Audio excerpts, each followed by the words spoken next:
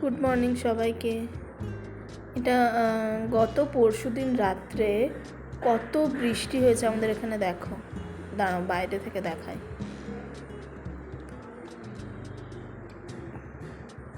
এই দেখো, পুরো রাত জুড়ে বৃষ্টি হয়েছে, ওখানে জল জমে গেছে, পুরো প্রচুর বৃষ্টি হয়েছে। ওই জন্য ওয়েদারটা খুব ঠান্ডা ঠান্ডা। তো এখনও মেয়ে হাজব্যান্ড সব ঘুমোচ্ছে। আমি ভাবলাম ততক্ষণে একটা কাজ করে নিই, অনেক দিনের পেন্ডিং কাজ। আমার এই গাছটা মরে গিয়েছিল, মারা গেছে আর কি।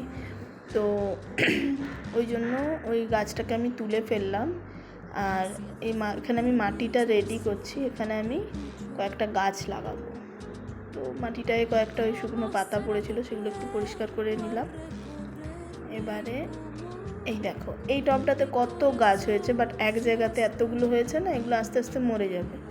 ওই জন্য আমি কী করেছি, কয়েকটা আমি চেষ্টা করছি এটাতে চেঞ্জ করে দেওয়া। এই যে ওখান থেকে কয়েকটা তুলে আমি এর মধ্যে দিয়ে দিয়েছি। আশা করছি এগুলো এবার বড় হলে আরও ভালো লাগবে। আর এইটাতে হচ্ছে পুরোনোটা, এখানে 3-4টে হয়েছে, আরও ছোটো ছোটো বেরোচ্ছে। তো আমি ওটাকে সেট করে আমি ব্যালকনিতে নিয়ে চলে এসেছি, ব্যালকনিতে রাখলাম। এই যে দুটো টবে ভাগ করে নিয়েছি।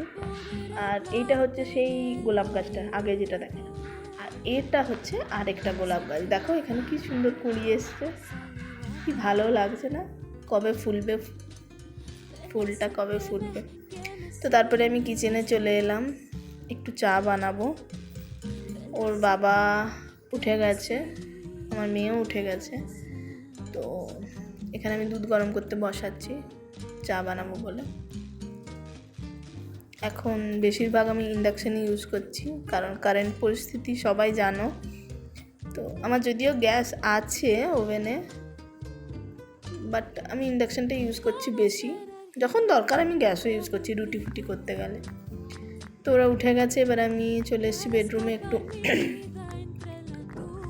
খাটটা একটু ঝেড়ে নিলাম। নর্মালি ওটা ওর বাবাও করে নেয়, এক একদিন আমি করি, এক একদিন ওর বাবা করে নেয়। তো ঠান্ডা ঠান্ডা রাত্রে ঠান্ডা লাগছিল, ওই জন্য বেডশিট গায়ে দিয়েছিলাম। এটা আমি ব্রেকফাস্ট বানিয়েছিলাম, কাবলি চানা স্যালাড। যদি কারো লাগে বলতে পারো, আমি রেসিপিটা দেব।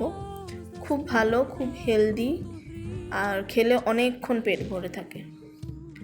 তো আমরা ওটাই খেলাম, মেয়েও খেয়েছে বাট কম। তারপরে মেয়ে বললো, মা আজকে চিকেন করবে, চিকেন খেতে ইচ্ছে করছে। আমরা ঠিক আছে তাহলে। তো ওই জন্য এখানে আমি চিকেনটা বসিয়েছি, এখন পেঁয়াজটা ভাজছি। আজকে ইচ্ছে আছে একদম পাতলা করে যে চিকেনের ঝোল হয় লাল লাল, সেটা বানাবো। কারণ আমি নর্মালি ওরকম আমি বানাই না, একটু কষা কষাই থাকে। কারণ বাড়িতে ঝোল বলতে আমার হাজব্যান্ডই খায়, মেয়েও খায় না, আর আমিও খুব কম। তো এখানে চিকেনটা দিয়ে দিলাম। এই যে খুব বেশি ঝোল রাখিনি, একটুই রেখেছি। তো এটা দিয়েই দুপুরে ভাত খাওয়া হবে, রাত্রেও একটু থাকবে, আর অন্য তরকারিও আছে, সেগুলো দিয়ে হয়ে যাবে। এই যে আমার চিকেন রেডি। তো এটা ছিল কালকের ব্লগ। তোমাদের যদি ভালো লেগে থাকে তোমরা লাইক করতে পারো, শেয়ার করতে পারো, আর কেমন লাগছে আমার ব্লগ অবশ্যই জানিও। টাটা।